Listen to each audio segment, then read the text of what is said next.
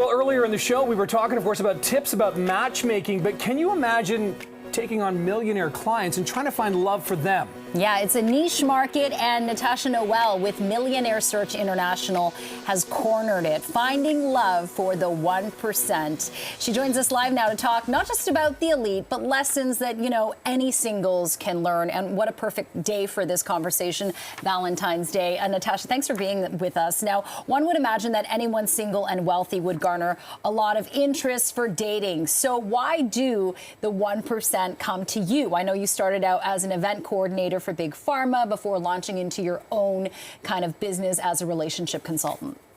The millionaires want to make sure that the woman they are going to marry or live their life with loves them for who they are. They don't want to be a bank account. They want to offer a life, but they also want the true, deep love. And so they come to me because, yes, the stakes are high and they have no time. They know what their life purpose is. They know what they want to achieve, and the right partner is the most important thing to be able to have that life. Yeah, and even women, right? Not just, you know, millionaire men. Like I heard a woman say to me, a business executive recently say, like, I'm at that age where I don't want to be a nurse or a purse. Okay, I see what you're saying. Yeah, I get it like, entirely. Yeah, right. That was a good saying, sorry. It's a pretty good one. So, Natacha, let's talk to you, though, about the whole idea about, you know, when people come to you, do they have very specific and kind of rigid lists set up about, like, almost a checklist of what they want? Or do people have flexibility built in here as well? Because you can't just, like, do you exclude everyone and only, like, looking for one, or what? They have an exclusive list, and my job is to deconstruct that list. It's never right. Okay, right? That's interesting. Yes, the first thing we assess is what is your life vision, and do you have a life plan? And then what are your boundaries and what are your values? Once we have those elements, we can identify the partner that has the character traits that's going to be able to fulfill the life that you want to live with. And so the list, people have requirements and needs, and they mix them all up together, and and once the person doesn't meet a need, next, and people start shopping and they can't find the person. How much of it is art and how much of it is science? You've got to align your head and your heart, and that's the difficult part, because it's usually all about the connection and the feelings, but unfortunately you have to do some work and write it down. Yeah, you almost have to get real with yourself before you can really allow yourself to be vulnerable and get real with someone else. Because I know that you've sat down with John Travolta before, and his kind of advice or mantra was be yourself and speak freely, because, you know, you don't want to give a false sense of who you are to a person only for that veil to come, you know, undone. Absolutely. People wear a mask and they want to please people, but you know what? We talk about authenticity, being opinionated. With social media, this is the great thing about social media, is that people can see who you are, you can express who you are, and you are going to magnetically attract the person that you should be with, because they're going to like what you're about.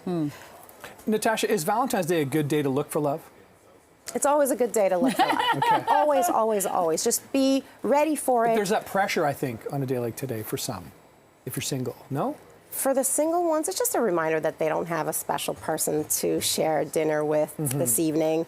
But it's all good. They just have to put themselves out there and make it a commitment to find the life partner. And Natacha, for people watching at home, I know a lot of women that I know, or men, you know, getting to that age where they feel that pressure because they see their friends around them, you know, getting married, having kids. There's that societal pressure to find someone, and then if you don't, you're a spinster, or you're, I don't know, like just not eligible or whatever. All these kind of, there's a lot of stigma. The biological clock sort of conversation. The biological clock is ticking. So what's your advice to people who still haven't found that special someone? Do they need to try harder, or is it, hey, it's going to come to you when it comes to you organically? What would you advise? No, so yeah, it's not going to come to you organically. You've got to, if it's apps or a matchmaker or a dating coach, you've got to find a way. For women especially, the longer you wait and the older you get, the more difficult it is to find a partner that is close to your age. And so if you haven't had children yet, make an effort, because men have time and they know it. And so as they get older, they want a younger partner very often. Yeah, there's a sort of, it's an unfortunate double standard that sort of is in play a little bit here. What is your best sort of piece of advice for, is it the honesty, is it the authenticity, and how long does it take for you as a matchmaker to get to the real person, you know, each time? Because like people will front and fake. Ooh, all right. So we typically like to work with clients for 6 months. 6 months. Right? Yeah. I tell people I have a program, a dating program. 90 days is what it should take you to learn how to find your life partner. Okay. And I've had countless of individuals, men and women, find their life partner in 90 days to 6 months. That's how long it can take. If it's taking you 2 years, 5 years, there's something you're not doing right. You've got to change the plan. It's not happening. Yeah. And another piece of advice you have, which is kind of contrary to our whole monogamy kind of system, is when you're starting out, don't rush into exclusivity. Absolutely. You want to have a date and a second person you're meeting and a third person. You can rotate before monogamy. It's so important that you find out who the person is and that you don't commit to someone that you don't know. Yeah. Good advice, Natacha Noel. Thanks for joining us here on CB24 Breakfast on this Valentine's Day. Great conversation. Really appreciate your time and insight. Thank you so much. Thank you so much. Happy Valentine's Day. Thank you so much.